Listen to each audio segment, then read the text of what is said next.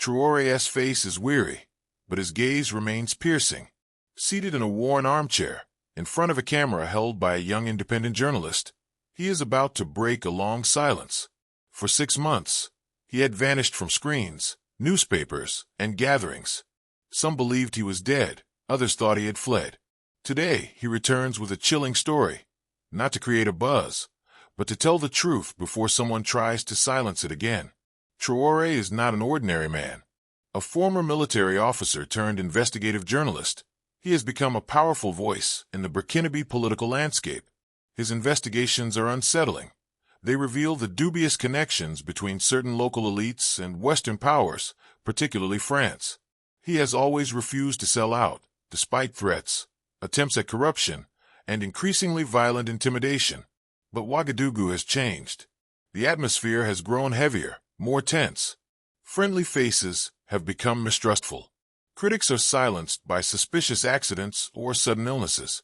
A new shadow game has taken hold, orchestrated by invisible hands. Rumors speak of a discreet cleanup, supported by foreign networks, to eliminate the loudest voices. It is in this stifling context that Traoré recounts how he escaped death one seemingly ordinary day in an upscale restaurant in the city. What he was about to drink that day was not just a glass of water, but a liquid coffin, carefully prepared. And against all odds, it was not a security agent or a high-placed ally who saved his life, but a forgotten street child, a certain Adama.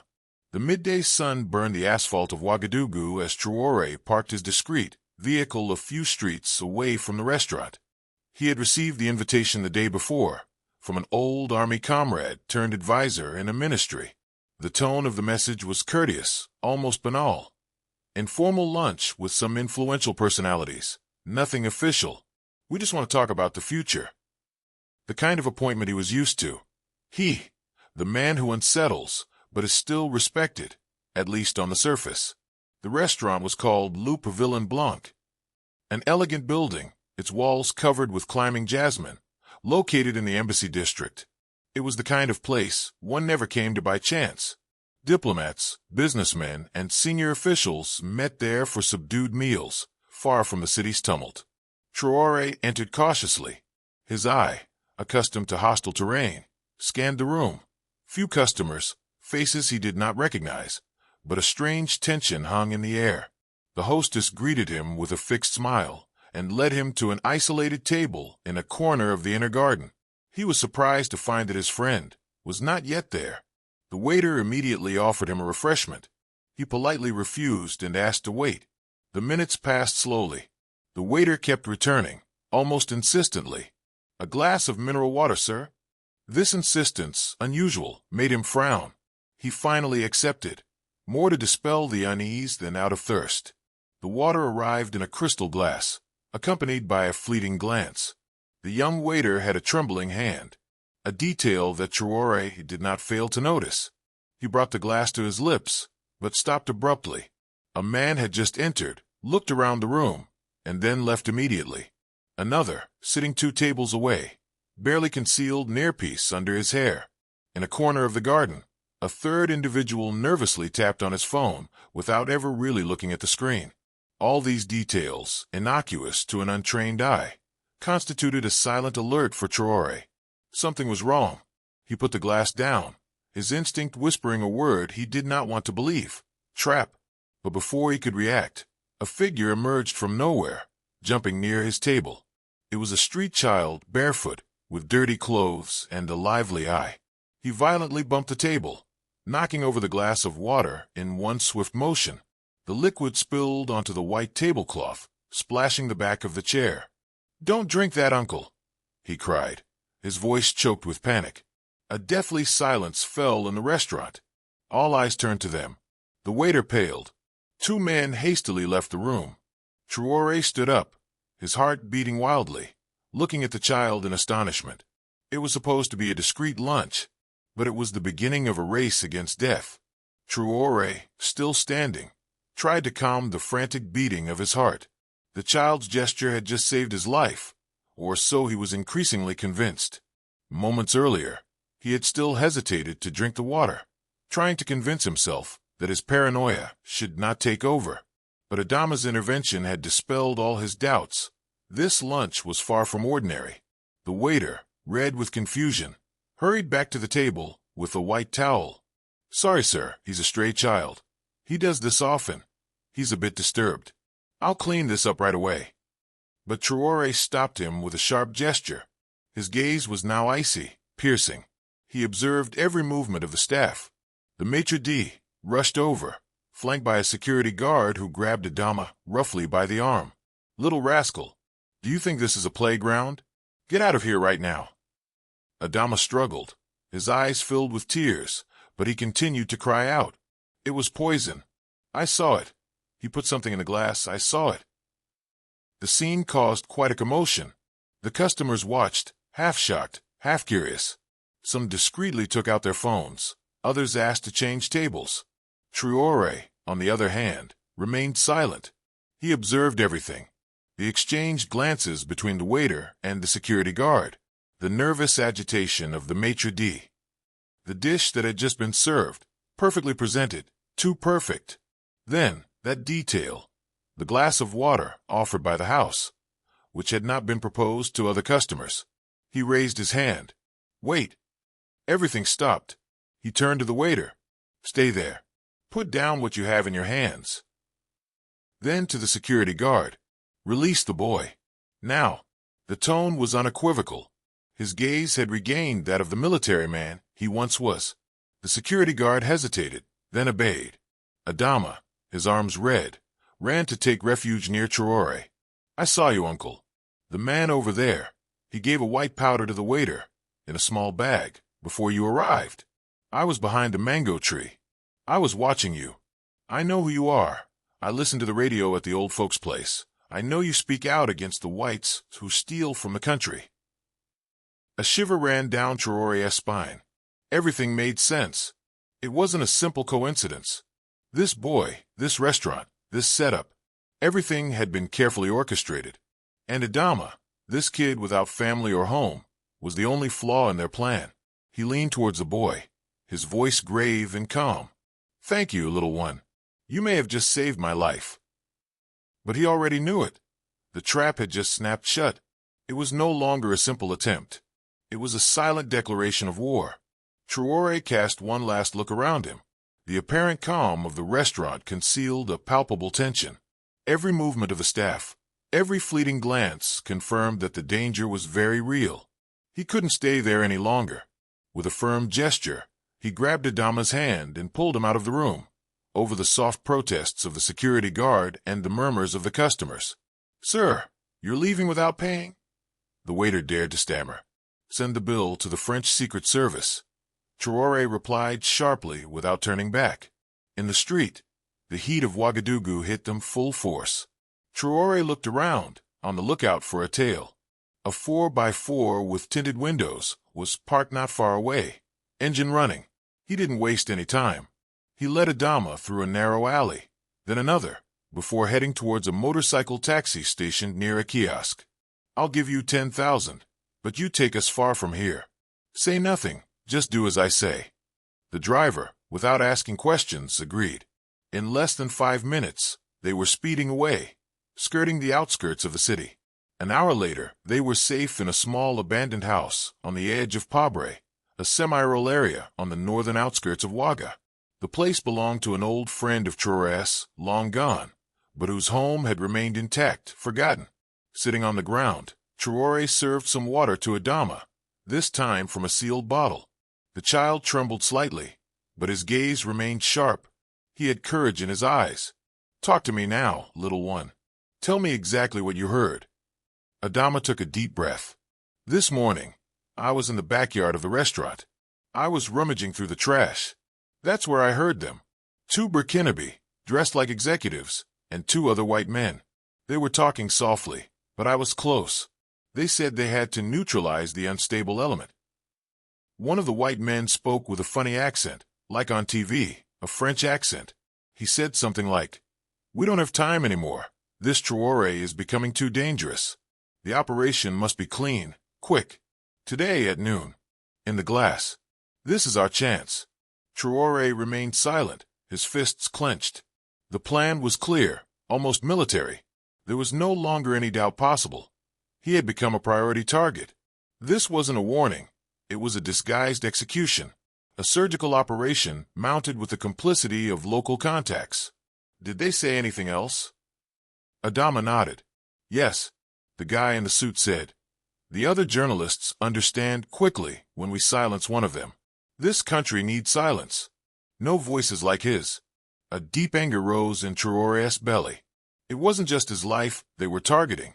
It was a message to all those who still dared to denounce interference, corruption, the plundering of resources, the lies. He looked at Adama with unexpected tenderness. You know you put your life in danger for me, huh? The boy shrugged. You tell the truth. You speak for us. If you die, who will defend us? Traoré felt a lump in his throat.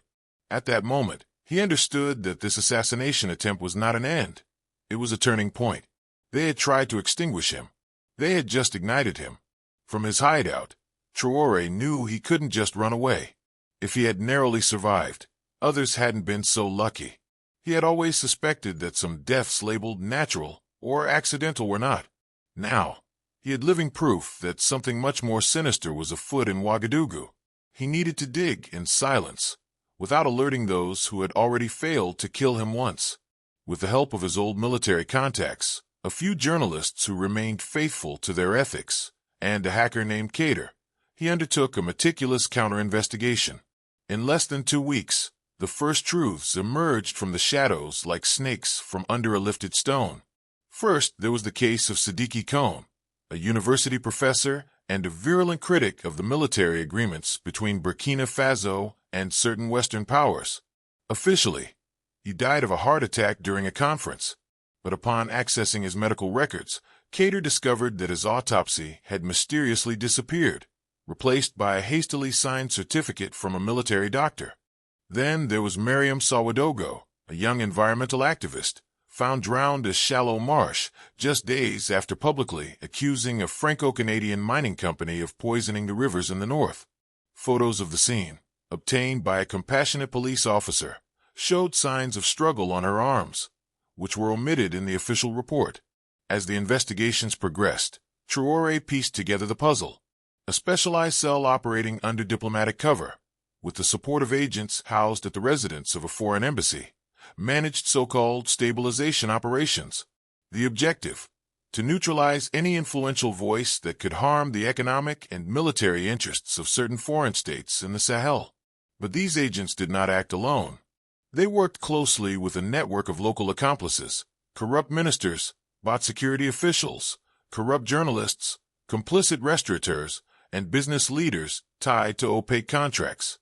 Each played a role in this vast web. Some provided information, others offered locations, and still others covered up the executions. Traoré even discovered the existence of a code, Operation Assign, a series of secret directives aimed at streamlining the public space by eliminating disruptive agents. He managed to obtain an audio recording in which one of the French agents declared, speaking of him, "We must avoid creating a martyr. It would be counterproductive. Poisoning, something credible. A digestive accident, an allergy. Let's finish this cleanly." It was like an electric shock.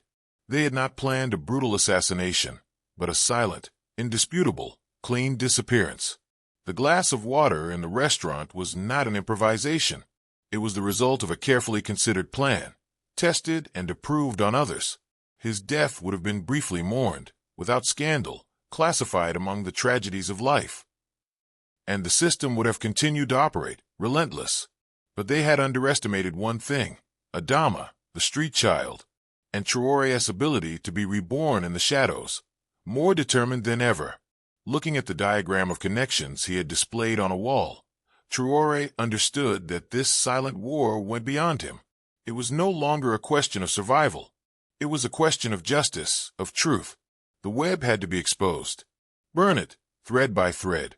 In the days following the thwarted poisoning, the name Adama kept coming back to Traoré's thoughts. This street kid, thin and lively as a cat, was more than just a providential witness. He was a symbol, a child invisible to the eyes of power, forgotten by the administration, despised by the powerful, and yet it was he who, at the right moment, had changed destiny. Adama was only 12 years old.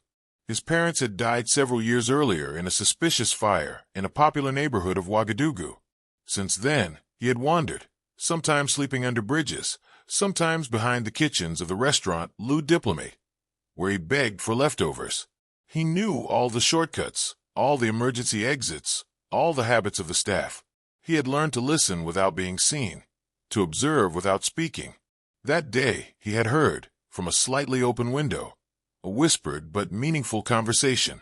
Two men were speaking in French that was too perfect, with an accent he had already heard on the radio, the kind of French spoken by Europeans. They were with a well-dressed Burkinabe, whom everyone called the director. They talked about a man to be neutralized, a glass of water prepared, a quiet departure. The word nuisance came up often. Adama hadn't understood everything, but he had sensed the danger. When he saw the man in question sit at the table and reach for the glass, he hadn't hesitated. He had jumped, knocked over the liquid, and shouted what he knew. What followed was panic and chaos. For Traoré, this scene remained etched in his memory. He decided to find the boy and take him under his wing. He had him treated, fed him, found him a small, secure lodging. He listened to him, day after day, as he told his harsh life, his fears, his vague hopes. Very quickly, a bond was woven between them. Traoré saw in Adama a raw light, a pure instinct, an uncorrupted conscience. Adama, for his part, found in Traoré a substitute father, a protector, a voice that respected him and called him son. When Traoré decided to break the silence and publicly denounce the attempted attack, he insisted that Adama's story be told, not just as an anecdote, but as a message. Through social networks, alternative media, and certain community radios, he told the story of the little street angel, the nameless child who became a savior. The story caused a sensation. It touched hearts weary of state lies. It rekindled a spark in the population. Adama became a figure, an unexpected icon. He was not just a street child. He was living proof that hope can come from below, that the smallest can bring down the great. Thanks to an anonymous patron touched by the story, Adama was enrolled in a private school. Traoré promised to watch over his education, not so that he would become someone important in the eyes of the world, but so that he would keep his fierce honesty, his ability to sense the truth in a world full of lies. And in every interview he gave, Traoré concluded with this simple sentence: "On that day, it wasn't I who saved a child. It was a child who saved a people." The affair had the effect of a bomb. When Traoré published, a few days after his escape, a video in which he detailed the poisoning attempt and the conversation heard by young Adama, Burkinabe social networks caught fire. Adama's face, timidly filmed at his side, moved public opinion.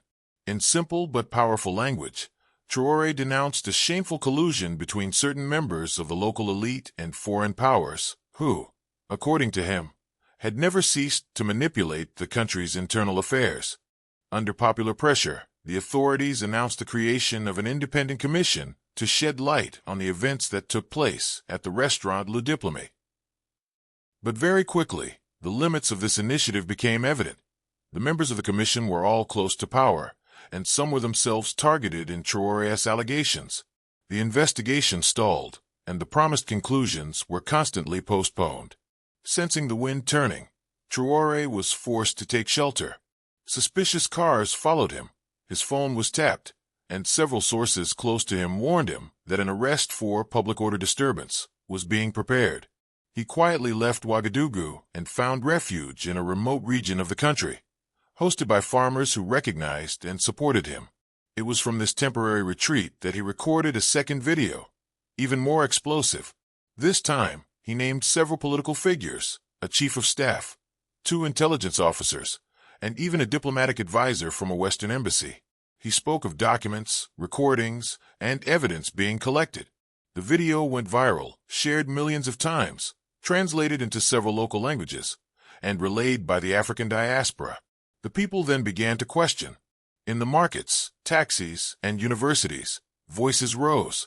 Traoré's story, combined with the purity of Adama's gesture, had sown a seed of doubt, and this seed slowly germinated into a new consciousness, that of a people ready to look behind the curtain of appearances, to demand accountability, and to no longer remain silent. Sitting in front of the camera, his eyes tired but firm, Traoré concluded his testimony with words that would remain engraved in the collective memory. On that day, it wasn't a bodyguard or a minister who saved me, but a child that society ignores. Let everyone understand, sometimes, the truth comes from those that no one listens to. The silence that follows is heavy with meaning. It embodies the weight of the revelations, but also the hope they inspire. Traoré has since launched a support fund for homeless children, named Lumière d'Adama. This fund allowed the young boy to be enrolled in school, in a discreet but quality institution, far from the spotlight, under protection. Adama, who could neither read nor write a few months earlier, now applies himself to tracing letters with the same concentration he once used to escape the traps of the street. Traoré continues his fight, aware that the powers he disturbs will not give up so easily. But he is no longer alone. His story, that of a hunted man saved by a street child, has sown seeds in the minds of citizens, journalists, and young people. Conversations are changing. Gazes are becoming more critical. Fear is beginning to recede. The story ends without triumphalism, but with a simple truth. The struggle is far from over. The shadow is still thick, but a light has pierced through, fragile but tenacious. And as long as it shines, there will remain a chance. Adama, on that day, did not just save a man. He awakened a nation.